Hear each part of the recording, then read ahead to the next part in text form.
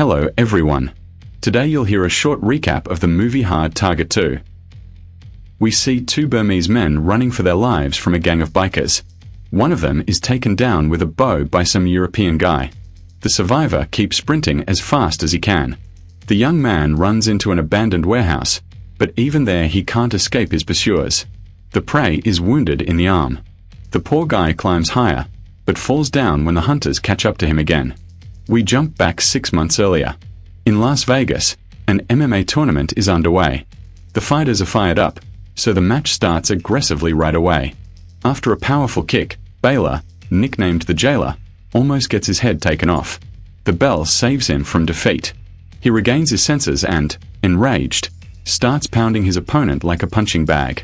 The referee doesn't stop the beating. Baylor gets into it as well. He finishes the fight with a flashy spinning kick and kills the blonde fighter. The joy of victory quickly turns into grief, because the new champion has just killed his best friend. 6 months later, we find Baylor in Bangkok, passed out among pigeons.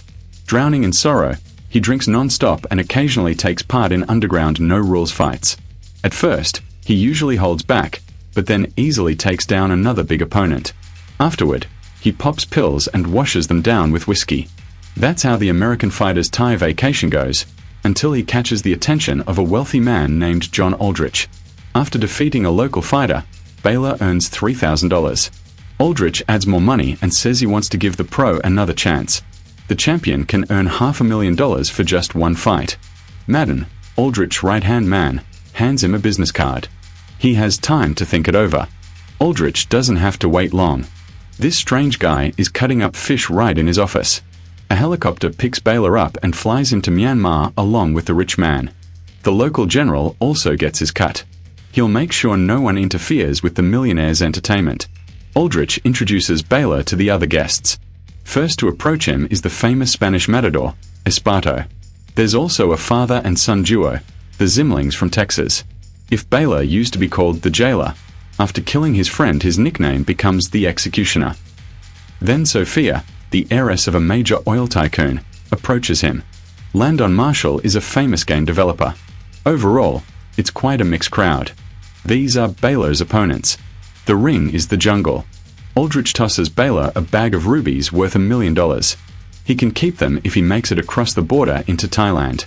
Each hunter gets to choose a weapon, and they all go for crossbows. To show Baylor what awaits him, 2 locals are thrown out of a truck. One of them is shot on the spot. Aldrich and his right-hand man Madden are also taking part in the hunt. Baylor is given a 2-minute head start, so instead of arguing, he'd better hurry and hide in the jungle. All he gets is a small bottle, which he can fill once he reaches a stream. As soon as the prey disappears into the forest, the final hunter arrives, Lord Maduka. All the rich participants have their phones taken away. Filming the hunt is strictly forbidden. Baylor has to cover 60 kilometers to reach the border. Maduka is the only one who realizes that the American has veered off and split from the main group. Baylor reaches a waterfall and finds the body of another victim there. Maduka nearly hits him as well.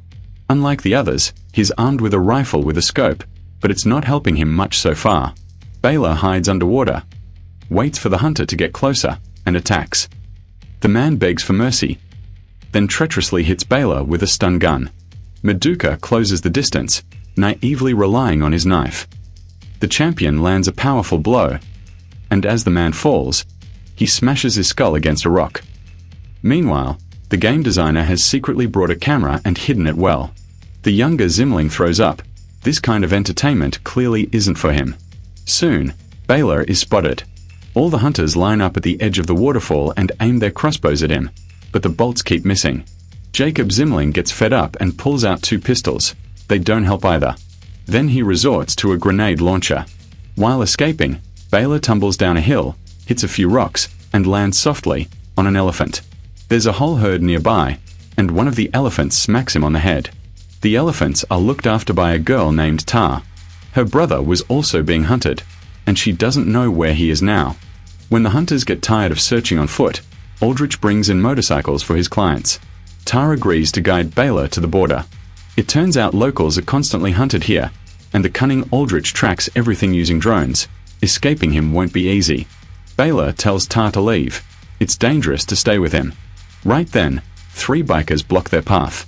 Baylor takes down 2 of them with jumping kicks, steals a motorcycle, and heads for the border.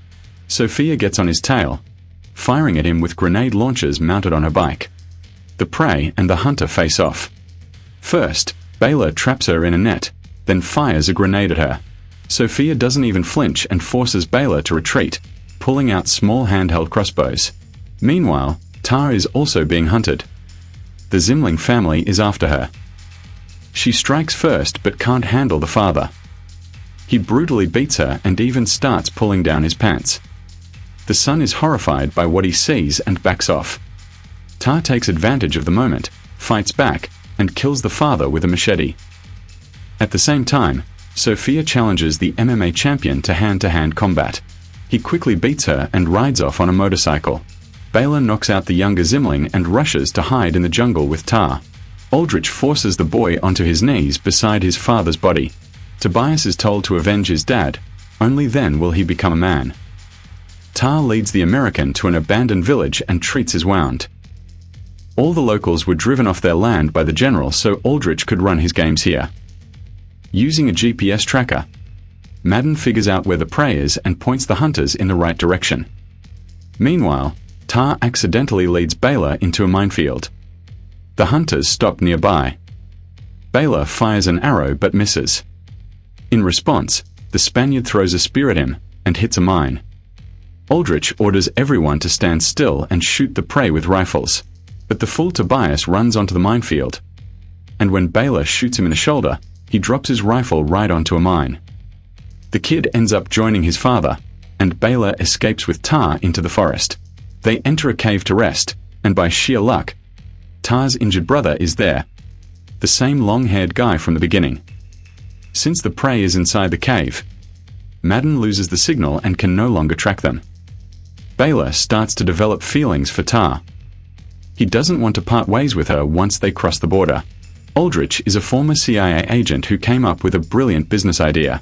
Wealthy clients mostly hunt partisans captured by the general. They'd be executed anyway, so why not have some fun first? That night, Baylor has a nightmare. He tells Tar how he killed his best friend over a title. But when he wakes up again, both Tar and her brother are gone. They've stolen his rubies and fled. The siblings are quickly caught and tied up. Vian lies, saying he killed Baylor in his sleep, but Aldrich doesn't believe him. The brother and sister are beaten with a shovel, all while game designer Marshall films everything. Baylor grabs Marshall. Aldrich is about to chop off the Burmese man's head with a shovel when Baylor appears, holding him hostage. He intends to trade Marshall for the locals. Killing clients would be bad for business, after all. Baylor gets his rubies back and tells the Burmese to hide in the forest. They obey, but Sophia is waiting for them near an abandoned train. Tar pushes her brother down a slope so he won't interfere, then climbs up to face the hunter on top of a train car. The two women fight. At one point, Sophia is left hanging between the cars, and Tar jumps onto her stomach, snapping her in half. Meanwhile, Baylor drags Marshall toward the other hunters. He needs to find a way out. After a brief scuffle, they come face to face with Madden.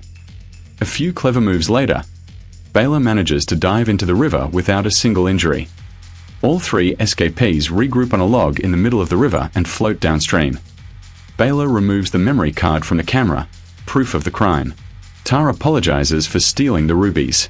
She planned to pay the general so the villagers could return home. Madden, meanwhile, fishes the camera out of the river.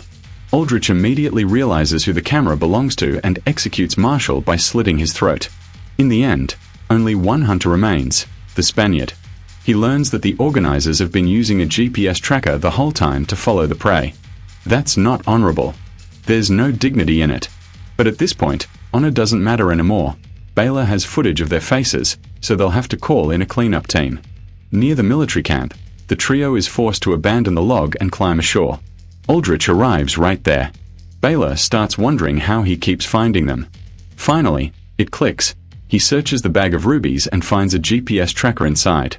Baylor decides to give the rubies to those in need, while he runs toward the military base with the tracker in his pants. He shoots a fuel barrel and strangles a guard. Then he gets on a boat and fires a flare gun at the barrels.